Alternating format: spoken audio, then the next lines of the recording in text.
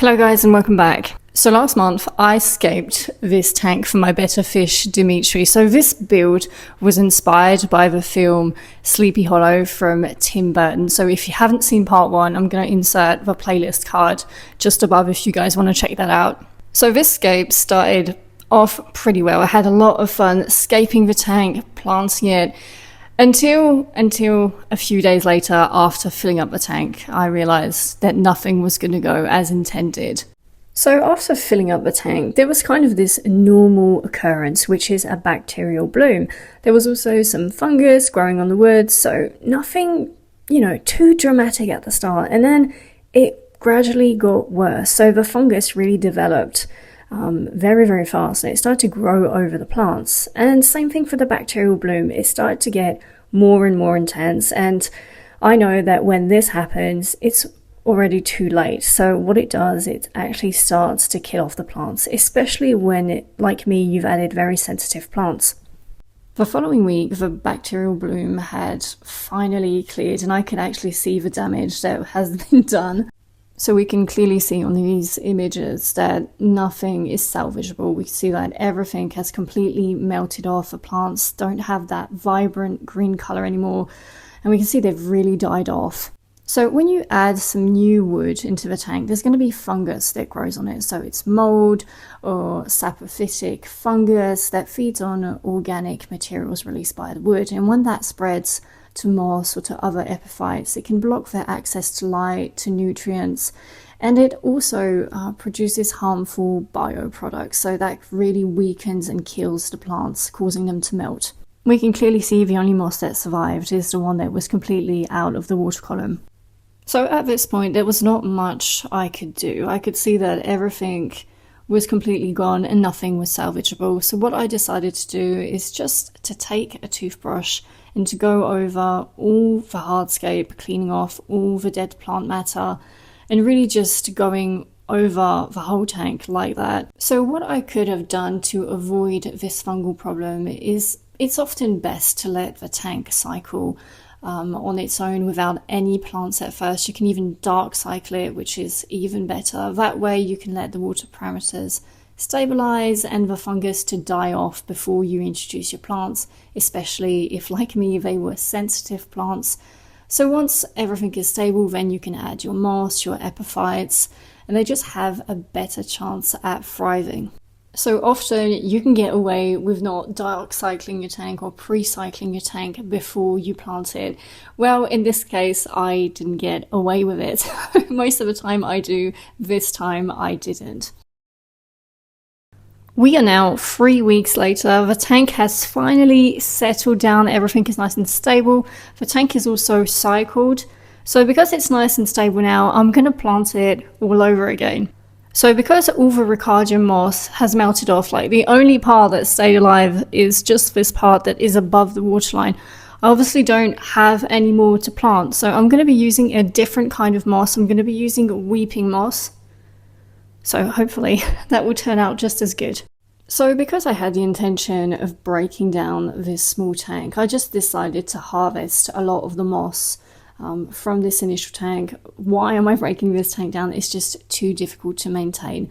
It's very hard to access because of the hardscape, and I just decided that I wanted something a lot easier to maintain. So I was going to harvest as much moss as I could from this setup. So initially I did want my betta tank to be very low maintenance. That's why I had chosen Ricardium moss, because it does grow quite slowly. Unfortunately, weeping moss for me really does grow very, very fast. So I'm going to really have to keep on top of my trimming in my betta tank if I don't want it to be very grown over in a matter of weeks. So after taking down the water level, it was time to start planting the tank. So because I had brushed off all the moss, I could clearly see all the glue spots that were left from the first time I planted the tank. So I just decided to really carefully trace back over these glue spots so I would get exactly the same planting pattern as in part one. So as you guys can imagine, this process was extremely long. It was extremely tedious.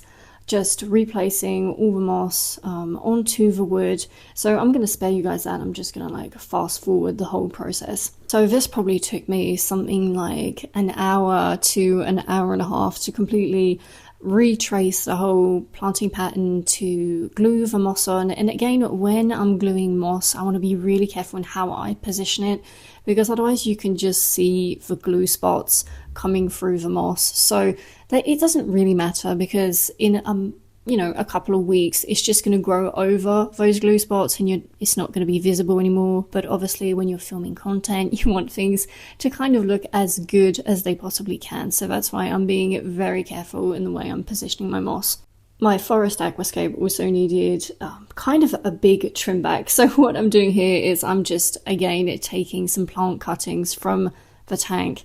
So this is Hygrophila pinda, just like in part 1. I didn't have to glue this one down with super glue. I just decided to wedge it in the little cracks of the hardscape. It just made things a lot faster, and in a couple of weeks the roots are just going to bound themselves to the hardscape, so they will stay nicely into place.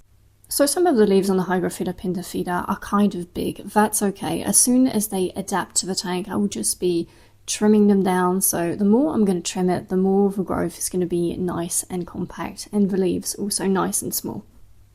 Wanted to show you guys as well how seriously Shelby takes her position as the gardener. She loves to edge the lawn to keep everything nice and clean. So after another week of letting the tank sit, I added a heater, I checked all the parameters, and I finally added Dimitri, which is my betta fish. So I have to say, he settled in really fast to this tank. I can see like he really likes the hardscape, because he likes to swim in between the hardscape. He's made like a small cave section also where he likes to chill out at the very bottom of the tank. And at the very top of the tank, there's a small piece of wood that he just uses as his bed. It's like a very small hammock where he likes to chill out on, so that's pretty cool. Like a lot of betta fish owners, I don't really know with precision how old Dimitri is, so my estimate is that he's very close to 2 years old. I can see that these last few months he's really kind of slowed down. He is less active, even though I'm feeding him a lot of live foods, a lot of high quality foods. He's kind of like a slower fish. So this will be his last tank. It's going to be his kind of last residence where he can like chill out. I also am going to be adding some shrimp pretty soon. I'm part of that lucky team where my betta fish is just not interested in shrimp, like not the slightest. So he's more interested in his pellets really. And the plants in the tank have also been doing pretty well. So we can see the weeping moss here is slowly growing into that classic downwards pattern. So it's going to look more and more mature as it grows out. So I'm really happy with that.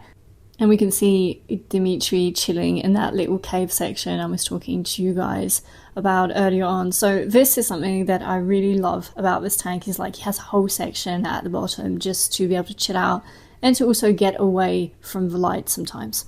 Some scapes can take more time to mature than others, and I just think this scape is just part of those ones. It's going to take a while for it to reach its peak. So yeah, sometimes the results here on my channel aren't as spectacular as I would like them to be, but yeah, sometimes we all run into some kind of setbacks, especially with aquascaping. It's part of the hobby. So I like to keep things real here on the channel, and I like to film the whole process, even if it's setbacks, if it's minor issues, and not just film the final result. So yeah, I just like to keep things real here. That said, I hope you guys enjoyed the video, and I will see you guys next Monday for a new video.